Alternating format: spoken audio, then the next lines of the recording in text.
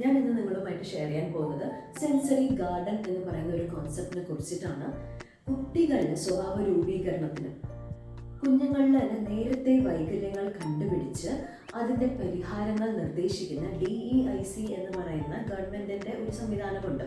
DEIC district early intervention centre. അതിൻ്റെ action പ്ലാനിൽ വരുന്നതുമായിട്ടുള്ള ഒരു ഐഡിയ ആണ് സെൻസറി ഗാർഡൻ. വിദേശത്തൊക്കെ ഇത് ഇപ്പോഴും ഉപയോഗിക്കുന്നുണ്ട്.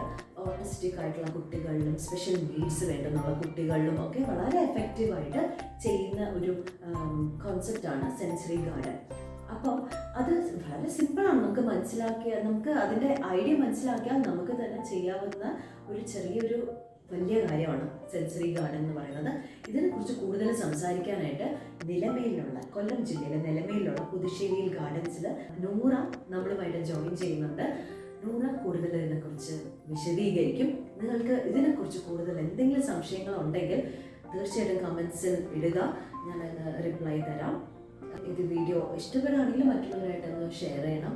കാരണം ഇത് വളരെ ഇമ്പോർട്ടൻ്റ് ആയിട്ടുള്ള ഒരു കോൺസെപ്റ്റുമാണ്. നമുക്ക് വീട്ടിൽ തന്നെ ചെയ്യാവുന്ന ഒരു ചെറിയൊരു എഫക്റ്റീവ് ആയിട്ടുള്ള ഒരു ടെക്നിക്കും കൂടിയാണ്. ശരി, വീഡിയോ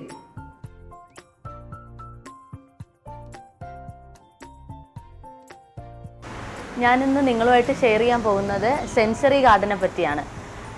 പൊതുവേ ഇപ്പം ആളുകളെല്ലാം കുഞ്ഞു മക്കൾ ജനിക്കുമ്പം തന്നെ കുട്ടികളെ ചെളിയിൽ ഇറക്കരുത്, കാലിൽ മണ്ണാവും, തൊടണ്ടാവും, കയ്യിൽ ഇനി വല്ല അലർജിയും വന്നാലോ, കുട്ടികൾക്ക് വല്ല ഇനി ഭാവിയിലേക്കെങ്കിലും വന്നാലോ എന്നുള്ള ആശങ്കയിലാണ് ഇന്ന് പല പേരൻസും ഉള്ളത്. പക്ഷെ പറയാനുള്ളതെന്ന് വെച്ചാൽ ഞങ്ങളുടെ ഇവിടുന്ന് തന്നെ നഴ്സറിയിൽ നിന്ന് തന്നെ ഇന്ന് പല സ്ഥലങ്ങളിലും, അതായത് സ്കൂളുകളിലും അല്ലാതെ നമ്മുടെ ഈ ഓർഫനേജുകളിലും ഒക്കെ നമ്മൾ സെൻസറി ഗാർഡൻ സെറ്റ് ചെയ്ത് കൊടുക്കാറുണ്ട്. അപ്പം സെൻസറി ഗാർഡൻ എന്ന് കേൾക്കുമ്പം ഒരുപക്ഷെ എല്ലാവർക്കും അറിയണമെന്നില്ല. അതെന്ന് വെച്ചാൽ നമ്മൾ പ്രകൃതിയുമായിട്ട് ഇണങ്ങി കുട്ടികളാണെങ്കിലും മുതിർന്നവരാണെങ്കിലും ജീവിച്ചോട്ടെ എന്നുള്ളൊരു ആശയമാണ് ഉള്ളത്. അതായത് ഇപ്പോൾ ഫ്ലാറ്റിൽ താമസിക്കുന്നവർക്ക് പറ്റുമോ എന്നൊക്കെ കേൾക്കുമ്പം തോന്നും, അവർക്കും പറ്റും. അത് നമ്മൾ കാണിച്ചു തരാം എങ്ങനെ. സെൻസറി ഗാർഡൻ എന്ന് പറയുമ്പം 5 ഇന്ദ്രിയങ്ങളുണ്ട്. അത് കുഞ്ഞുനാൾ മുതലേ നമ്മൾ അനുഭവിച്ച് തന്നെ അറിഞ്ഞും കണ്ടും കേട്ടും അറിഞ്ഞും തന്നെ നമ്മൾ മനസ്സിലാക്കേണ്ടതുണ്ട്. ഒന്നാമത് നമ്മൾ കേൾക്കുന്നതാണ്. ഒന്നാമത്തത് കേൾക്കുന്നതാണ്. രണ്ടാമത് നമ്മൾ ടച്ച് ചെയ്യുന്നതാണ്, തൊട്ട് നോക്കുന്നത്. മൂന്നാമത് നമ്മൾ മണക്കുന്നതാണ്, സ്മെല്ല് ചെയ്ത് നോക്കുന്നത്. നാലാമത് നമ്മൾ ടേസ്റ്റ് ചെയ്യുന്ന നമ്മൾ വല്ലതും കഴിച്ച് അതിൻ്റെ രുചി മനസ്സിലാക്കുന്നതാണ്. അഞ്ചാമത് നമ്മൾ കാണുന്നതാണ്.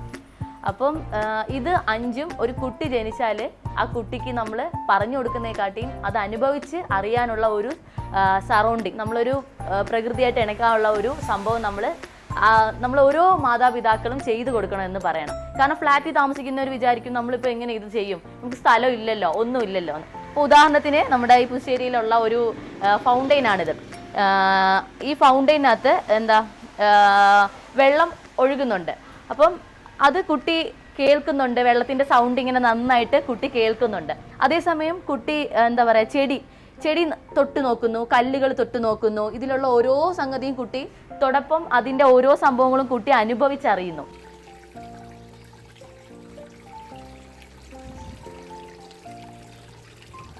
വീട്ടിൽ ചെറിയ ഇൻഡോർ പോട്ടുകളുണ്ടോ, മനോഹരമായ പോട്ടുകളിൽ ചെറിയ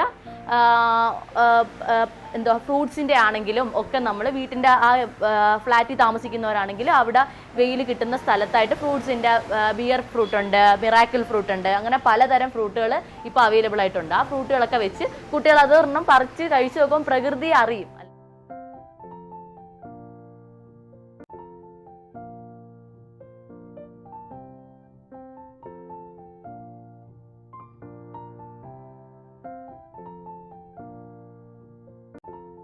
നമ്മളിത് സ്ഥിരം ചെയ്ത് കൊടുക്കുന്നുണ്ട്. എല്ലാ ഫ്ലാറ്റിലൊക്കെ ഒരുപാട് പേർക്ക് അക്വേറിയം, അതൊക്കെ സെൻസറി ഗാർഡൻ്റെ ഭാഗമായിട്ടുള്ളത്. അക്വേറിയത്തിൽ വെള്ളം വീഴുന്നത്, മീൻ ഓടി കളിക്കുന്നത്, അത് കണ്ണുകൊണ്ടുള്ള കാഴ്ചയും കൂടിയാണ്. എന്ത് മനോഹരമാണ്. കുട്ടികൾക്ക് കൂടുതലും നമ്മൾ അങ്ങനെയുള്ള സംഭവങ്ങൾ കുട്ടികൾക്ക് ഒരുക്കി കൊടുക്കപ്പം കുട്ടികൾ ഈ മൊബൈൽ അങ്ങനെയുള്ള TV യൂസിനൊക്കെ ഒരുപാട് മാറിക്കിട്ടും. കുട്ടികൾ ജനിക്കപ്പം തന്നെ പ്രകൃതിയായിട്ട് ഇണങ്ങി അതിൽ നിന്ന് ഒരുപാട് കാര്യങ്ങൾ കണ്ടെത്തി പഠിക്കാനും അവരെ സഹായിക്കും. അത് അവരുടെ ബുദ്ധിക്കും അവരുടെ സ്വഭാവ രൂപീകരണത്തിനും വളരെ അത്യാവശ്യം തന്നെയാണ്.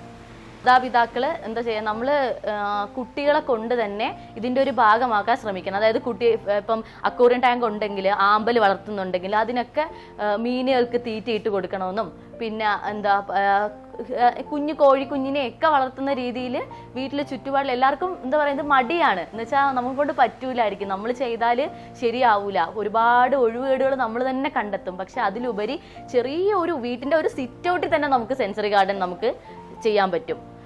അത് എന്താ പറയുക, ഇതുപോലെ ഇപ്പം വീട്ടിലെ സിറ്റ് ഔട്ടിൽ ചെറിയ രീതിയിൽ ഇൻഡോർ പോട്ടിലൊക്കെ സെറ്റ് ചെയ്തു ഫ്രൂട്ട്സും, പിന്നെ ലവ് ബേർഡ്സിനെയൊക്കെ നമ്മൾ വീടുകളിൽ ലവ് ബേർഡ്സിനെയൊക്കെ വളർത്തുന്നുണ്ടല്ലോ, ലവ് ബേർഡ്സും. അപ്പോൾ ആൾക്കാർ ചോദിക്കും ലവ് ബേർഡിനെ കൂട്ടിലിട്ട് വളർത്തുമല്ലേ എന്ന്. അതങ്ങനെ ജീവിക്കുന്നത്.